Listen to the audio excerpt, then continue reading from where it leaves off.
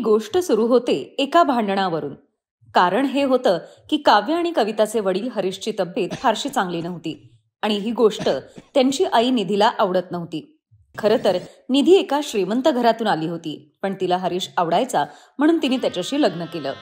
पण जेव्हा हरीशने तिच्या अपेक्षा पूर्ण केल्या नाहीत तेव्हा त्यांच्यात रोज भांडणं व्हायला लागली आणि गोष्टी जेव्हा हाताबाहेर गेल्या तेव्हा निधी आपली मुलगी काव्याला घेऊन आपल्या माहेरी आली आणि मोठी मुलगी कविता वडिलांबरोबरच राहिली.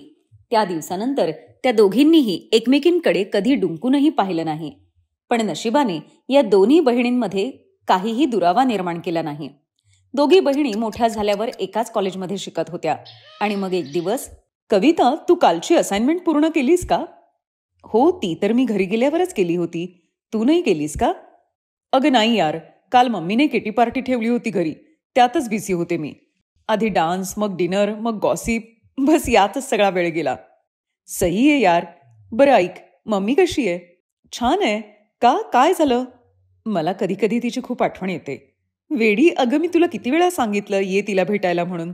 नाही ग, पप्पांच्या शिवाय मी जाणार नाही. ज्या दिवशी मम्मी पप्पांना भेटायला येईल त्याच दिवशी मी पण तिला भेटीन आणि ते कधीच होणार नाही, हे तुला पण माहितीये. काव्य आणि कविता भलेही एकाच कॉलेजमध्ये शिकत होत्या, पण आपल्या आई वडिलांच्या भांडणामुळे त्या दूर राहत होत्या. मग एक दिवस, अगं कविता, तू न्यू इयरच्या टूरला येतेयस ना? ती मुंबईची टूर? हो हो तीच. नाही, तू जा, मला नाही येता येणार. अगं पण का? तिकडे जाऊन शाहरुख सलमानचं घर बघूया ना आणि त्यांचा ऑटोग्राफ पण घेऊया. अगं पण कॉलेजवाले खूप पैसे मागतायत त्या टूरचे. जास्त कुठे आहेत ग, फक्त 15,000 रुपये आहेत. आता 3 दिवसांची टूर आहे म्हटल्यावर तेवढे तर घेणारच ना. तुला माहितीये ना, पप्पा कधीच हो म्हणणार नाहीत. बरं ऐक, तू पप्पांना सांग फक्त 3,000 रुपये लागणार आहेत. मग तर ते ऐकतील ना. आणि बाकीचे 12,000 कोण देणार मग? अगं मी देईन, मम्मीला सांगते मी. अजिबात नाही, मी पप्पांशी खोटं बोलणार नाही, कळलं ना? अगं पण ती तुझी पण तर मम्मी आहे ना. हो, पण ती कधी मला भेटायला तरी आलीये का? तिला माझी काळजी आहे आणि तू म्हणतेस की मी तिचे पैसे घेऊन फिरायला जाऊ? कविताचं हे बोलणं ऐकून काव्य गप्प बसली. हे खरं होतं की निधी आता हरीश आणि कविताला विसरून गेली होती आणि हळूहळू तिच्या गर्वाचे छाप काव्यावर पण दिसत होते. आता ती कविताशी जास्त बोलत नव्हती. ही गोष्ट कवितालाही जाणवत होती. मग एक दिवस, अच्छा कविता, तू मास्टर्ससाठी काय ठरवलंय? ठरवायचंय काय? आपल्याच कॉलेजमधून करणार आहे? अच्छा, पण मी दुसराच विचार करतेय. मम्मी म्हणते हे कॉलेज माझ्या स्टँडर्डचं नाहीये. इथले टीचर्स आणि स्टुडंट्स फारच फटीचर आहेत. पण आतापर्यंत तर सगळं ठीक होतं. अचानक नाही ग, हे माझ्या डोक्यात खूप आधीपासून होतं.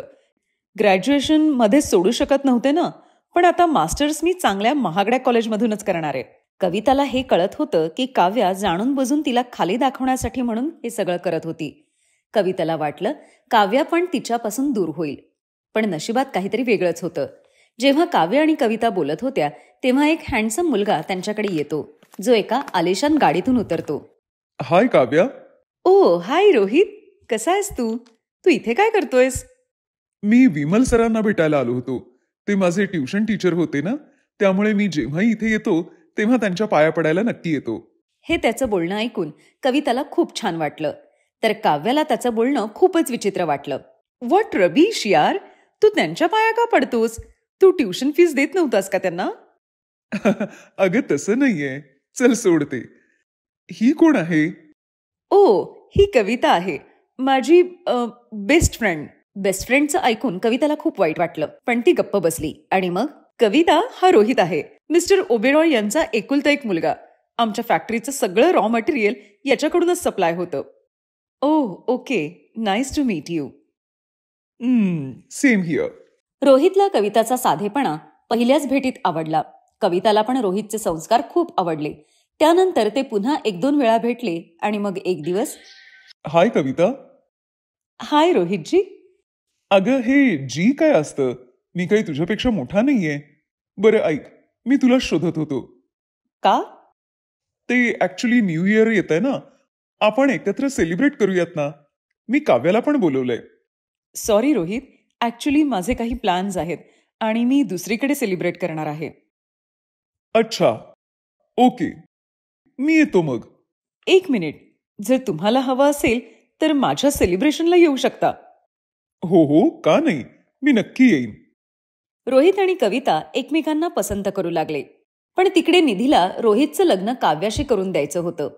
काव्या रोहितची वाट बघत होती. पण रोहित कविताला भेटायला गेला. कविताने रोहितच्या कारमध्ये खूप पिशव्या ठेवल्या होत्या आणि ती त्याच्याबरोबर अनाथाश्रमात जाते.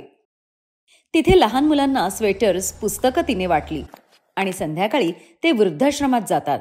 तिथे बरीच वृद्ध माणसं कविताची वाट पाहत होती. कविताने सगळ्यांसाठी ब्लँकेट्स आणले होते. रोहित हे सगळं बारकाईने पाहत होता. वृद्धांच्या चेहऱ्यावरचा आनंद आणि कविताच्या चेहऱ्यावरचं समाधान बघून रोहितचे डोळे पाणावतात. तिकडे काव्याच्या घरी, आज कुठे गेला रोहित? लवकर ये ना रोहित. तुला नाही माहित की मी आज तुला काय सरप्राईज देणार आहे ते. आज मी तुला प्रपोज करणार आहे. विल यू मॅरी मी कविता? पण प्लीज हो म्हण ना, मग मी पण नाचेन. Yes yes. कविताने असं म्हटल्यावर वृद्धाश्रमातलेही सगळे लोक आनंदाने नाचू लागले. हे नवीन वर्ष कवितासाठी नवीन आनंद घेऊन आलं होतं. तर दुसरीकडे काव्याच्या हातून हे सगळं गेलं होतं जे तिला हवं होतं. तिची श्रीमंती हे सगळं खरेदी करू शकत नव्हती. पारुल, मी आपल्यासाठी भाजी बनवलीये. तुझी भांडी घासून झाल्यावर तू पोळ्या कर. तू असं कर, दीदीला उठव. तिला कॉलेजला जायला उशीर होईल नाहीतर. काय, ही महाराणी अजून झोपलीये? हे भगवान, कसं होणार या मुलीचं? मोना, ए मोना, उठतीयेस की आता पाण्याची बादली होतो तुझ्यावर? ओ हो आई, उठतीये ना. का ओरडतीयेस उगाचच? मग बिना ओरडता तू उठतेस कुठं? चल उठ लवकर आणि पोळ्या करून घे आता. पोळ्या मी का करू? पारुल कुठे गेली? ती भांडी घासतीये. तू का नाही करू शकत पोळ्या? अगं जरा तरी लाज बाळग. ती तुझी छोटी बहीण आहे, तरीही ती एवढं काम करते. कारण ती फक्त एवढंच करू शकते आणि आयुष्यभर हेच करत राहील. घरकामाशिवाय तिला दुसरं येतं तरी काय? आई, साधी सरळ गोष्ट आहे. मला या घरकामात अजिबात इंटरेस्ट नाहीये. आता मला कॉलेजला जायला उशीर होतोय. पारुलला सांग माझा नाश्ता डब्यातच दे. अगं पण असं कसं? तू थांब जरा. मोनिका आईचं बोलणं न ऐकताच तिथून निघून गेली. तशी मोनिका वयाने पारुलपेक्षा मोठी होती, पण समजुतीच्या मामल्यात पारुल जास्त पुढे होती आणि ती खूप साधीसुधी होती. दुसरीकडे मोनिका पहिल्यापासूनच बिनधास्त होती. बाहेर जाणं, फिरणं आणि मॉडर्न लाईफस्टाईल हे तिला खूप आवडायचं. म्हणूनच तिला पारुल अजिबात आवडत नव्हती. अरे, हे काय घातलंयस तू? अशी कॉलेजला येणार आहेस तू माझ्याबरोबर? का दीदी, या ड्रेसमध्ये काय वाईट आहे? चांगलाच तर आहे. खरं तर तूच तुझा ड्रेस चेंज केलास तर जास्त बरं होईल. आईनं पाहिलं तर ती खूप चिडेल. तू चुप ग, तुला काय माहित आजकालची फॅशन. तू असं कर, एकटीच कॉलेजला जा. मी माझ्या मैत्रिणींबरोबर जाईन. मोनिकाच्या अशा वागण्याचा पारुलला खूप त्रास व्हायचा, पण तरीही ती तिला काहीच बोलत नसे. यांचे वडील लहानपणीच देवाघरी गेलेले असतात. तेव्हापासून यांची आई सरलानेच घर सांभाळलेलं होतं. एक दिवस, अरे भाऊजी, तुम्ही या ना, बसा. अगं मोना, काका आलेत बघ, त्यांना पाणी घेऊन ये जरा. काय म्हणता भाऊजी, खूप दिवसांनी आज येणं केलं? हां, जरा कामात होतो त्यामुळं तुझी आणि मुलींची चौकशी नाही करू शकलो. काय म्हणतेस, सगळं ठीक तर आहे ना? हो भाऊजी, सगळं ठीक आहे. आपल्या पारुलने यावर्षी पण कॉलेजमध्ये पहिला नंबर मिळवलाय. अरे वा, क्या बात आहे. खूपच छान. खरंच आपली पारुल खूप हुशार आहे. आणि आपल्या मोनाचं काय चाललंय? बस आता तिचं काय सांगू भाऊजी, तुम्हाला तर सगळंच माहितीये. अगं एवढी काळजी करू नकोस. आपली मोना पण खूप चांगली मुलगी आहे. सरला, मला जरा तुझ्याशी महत्वाचं बोलायचं होतं. तो माझा मुंबईचा मित्र आहे ना, रामनाथ. तेच का, जे आपल्याला सोनीच्या लग्नात भेटले होते? त्यांचा मुलगा डॉक्टर आहे. काय बरं नाव होतं त्याचं? अनिकेत. हो, तोच आहे. खरं तर काल मला रामनाथचा फोन आला होता. त्याला आपल्याशी नातं जोडायचंय. त्याच्या मुलाला आपला जावई बनवायचाय म्हणतो. सरला आपल्या दिराला अजून काही पुढे विचारण्याच्या आधीच मोनिका पाण्याचा ग्लास घेऊन येते. ती अनिकेतला ओळखत होती. तिने बाकी काही जाणून घ्यायच्या आधीच तिला असं वाटलं की हे स्थळ तिच्यासाठी आलंय. नमस्ते काका, तुम्ही त्यांच्याबद्दलच बोलताय ना, ज्यांचं मुंबईत पण घर आहे आणि दिल्लीत पण? हो बेटा, रामनाथचा मुलगा अनिकेतला आपली पारुल पाहता क्षणीच आवडली होती. रामनाथ आणि वहिनींना पण पारुल पसंत आहे. सरला, ती खूप चांगली माणसं आहेत. एवढा पैसा आहे पण कोणालाही घमंड नाही अजिबात. आपली पारुल राणीसारखी राहील तिकडे, राणीसारखी. काका नाही, तुम्ही त्या लोकांना नाही म्हणून सांगा. पारुल माझ्यापेक्षा लहान आहे. तिचं लग्न माझ्या आधी कसं काय होऊ शकतं? का नाही होऊ शकत? एवढं चांगलं स्थळ आहे, तेही स्वतःहून विचारतायत. भाऊजी, आपल्याकडून तुम्ही हो म्हणून सांगा. राहिला प्रश्न लहान मोठ्याचा. प्रयत्न करू आपण की पारुलच्या लग्नाआधी हिच्यासाठी पण स्थळ बघायचं. मोनिका आपल्या आईचं बोलणं तोडू शकली नाही, पण तिला या गोष्टीचा खूप राग आला होता. मोनिकाने बऱ्याच अडचणी निर्माण करण्याचा प्रयत्न केला, पण तरीही ती पारुलचं लग्न मोडू शकली नाही. आता तर पारुलच्या लग्नाच्या आधी मोनिकाचंही लग्न ठरतं. तिलाही मिळालेलं घर चांगलं असतं. पैशांची काही कमी नव्हती. फरक फक्त एवढाच होता की मोनिकाचं सासर जवळच्याच गावात होतं. खरं तर सरलाने मोनिकासाठी शहरात बरीच स्थळं पाहिली, पण कुठे काही जमलं नाही. त्यामुळे नाईलाजास्तव मोनिकाला गावातल्या स्थळाला होकार द्यावा लागला. दोघी बहिणींचं लग्न अगदी धूमधडाक्यात होतं. मोनिका, तुला जर मी आवडत नव्हतो, माझं घर पसंत नव्हतं, तर तू माझ्याशी लग्न का केलंस मग? माझी चूक झाली. खरंच तुझ्याशी लग्न करण्याऐवजी मी बिनलग्नाची राहिली असते ना तर चाललं असतं. मला वाटलं मी तुझे विचार बदलू शकेन आणि मग आपण शहरात जाऊन राहूया, पण नाही. तुला तर इथेच गावात राहून आपलं आयुष्य बर्बाद करायचंय. खुशाल कर, पण मला हे नकोय. मी आधीच सांगते. मग तूही माझं नीट ऐक. मी माझ्या आई वडिलांना एकट्यांना इथं सोडून शहरात कधीच येणार नाही, काहीही झालं तरी. ठीक आहे, मग इथेच राहा, मी जाते. लग्नानंतर 2 महिने सुद्धा मोनिका सासरी नीट राहू शकली नाही आणि ती सगळं सोडून आपल्या माहेरी आली. सरलाने खूप समजावून देखील तिने जराही ऐकलं नाही. एक दिवस, आई, एक गुड न्यूज आहे. तू आजी होणार आहेस. खरंच? अरे वा, अभिनंदन बाळा. मला खूप आनंद झाला. जावई बापूंना फोन दे जरा. आई, अगं ते आईबाबांना घेऊन गावाला गेलेत एका कामासाठी. आईबाबा थोडे दिवस तिकडेच राहणार आहेत. अच्छा, मग तू अशा परिस्थितीत एकटीच राहणार का आता? नाही आई, हे परवा परत येतील. तसं नाही ग, जावई बापू तर दिवसभर त्यांच्या कामात बिझी असतील. कोणाला काही वाटणार नसेल तर मोनाला पाठवू का तुझ्याबरोबर? तशीही इथं दिवसभर ती फोनवरच असते. माझं जराही ऐकत नाही. तुझ्याकडे आली तर निदान जरा चांगलं काहीतरी शिकेल आणि तुझी काळजी पण घेईल. ठीक आहे आई, तू पाठव दीदीला, काही प्रॉब्लेम नाही. मोनिका पारुलकडे आनंदाने आली, कारण तिलाही तेच हवं होतं. खरं तर ती पारुलला मदत करण्याऐवजी स्वतःच्याच दुनियेत रममाण असायची. अनिकेतजी, असं करा, आज तुम्ही क्लिनिकला जाऊ नका. मला इथे येऊन इतके दिवस झालेत, मला निदान मुंबई तर फिरवा. दीदी, आपण जाऊया, पण हा एक आठवडा थांबा. एकदा का पारुलचे टेस्ट रिपोर्ट आले की आपण तिघेही जाऊया. ही कशी येऊ शकते? नाही, ही आली तर आपल्याला हिच्याकडेच लक्ष देत बसावं लागेल. मग आपण काय फिरणार? हिला घरीच राहू द्या, आपणच दोघं जाऊया. अनिकेत मोनिकाशी काही न बोलताच तिथून निघून गेला.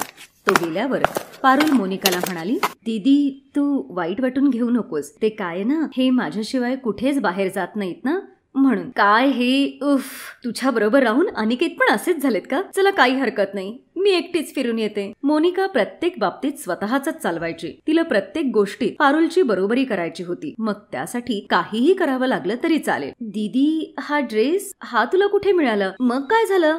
मला तुझ्या कपाटात दिसला, मी घेतला आणि घातला. आता तेवढा पण हक्क नाहीये का माझा? जर तुला आवडलं नसेल तर सरळ सरळ सांग, मी चेंज करते. नाही, आता घातलाय तर राहू दे, पण लक्षात ठेव की हा ड्रेस घालून अनिकेत समोर जाऊ नकोस. त्यांना आवडणार नाही कदाचित. जर असं असेल तर मी आत्ताच चेंज करते.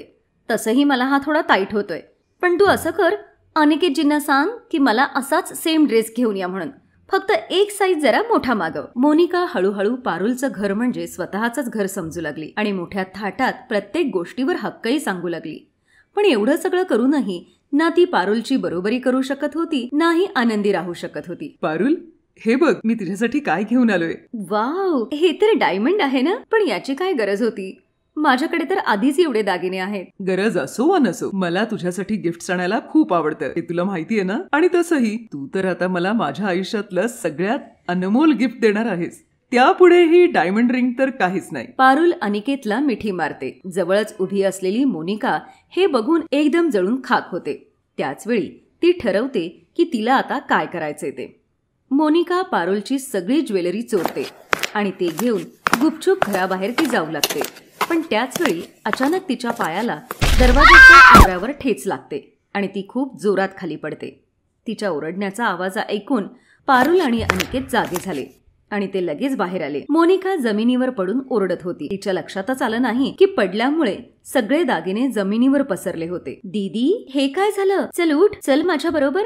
पारुल आणि अनिकेतने दोघांनीही मोनिका बरोबरच जमिनीवर पडलेले दागिनेही पाहिले आणि त्यांना सगळं काही समजलं. पण तरीही त्यांनी त्यावेळी मोनिकाला काहीही विचारलं नाही. ते तिला घेऊन हॉस्पिटलमध्ये गेले आणि तिच्यावर उपचार केले. मग घरी आल्यावर, दीदी तू आराम कर, मी तुझ्यासाठी काहीतरी खायला घेऊन येते. नाही, थांब जरा, मला तुला काहीतरी सांगायचंय. ते दागिने.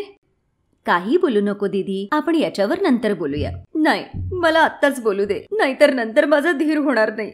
मला माफ कर पारुल. खरं हे आहे की मी नेहमी तुला माझ्यापेक्षा कमी लेखलं. पण जेव्हा तुझं लग्न माझ्यापेक्षा यशस्वी झालं तर मला हे सहन झालं नाही. पण मी तरी काय करू? मला ते गावात राहणं अजिबात आवडत नव्हतं. मला तुझ्यासारखं शहरात येऊन ऐशोआरामातली जिंदगी पाहिजे होती. नाही दीदी, तुझे हेच विचार चुकीचे आहे. गाव असो वा शहर, परिवार आपापल्या जागी असतो. फक्त गरज असते ते ती मनापासून स्वीकारण्याची. आणि राहिला प्रश्न ऐशोआरामाचा, ते तर आपण आपल्या वेळ आणि परिस्थितीनुसार कधीही बदलू शकतो. फक्त आपले विचार आणि नियत चांगली पाहिजे. मोनिकाला पारुलचं म्हणणं पटतं. त्या दिवशी तिने पहिल्यांदा पारुलला एक छोटी बहीण म्हणून खूप प्रेमाने जवळ घेतलं आणि मग सगळंच बदललं. पारुलच्या सांगण्यावरून मोनिका पुन्हा आपल्या घरी गेली आणि आपला संसार पुन्हा आनंदाने करू लागली. Best buddies. हॅलो मित्रांनो, हा व्हिडिओ पाहिल्याबद्दल धन्यवाद. जर तुम्हाला हा व्हिडिओ आवडला असेल तर कृपया लाईक, सबस्क्राईब आणि कमेंट नक्की करा. आणि हो, शेअर करायला पण विसरू नका. अजून असेच मजेदार व्हिडिओ पाहण्यासाठी खाली दिलेल्या घंटीला दाबा. बघत रहा बेस्ट बडीज.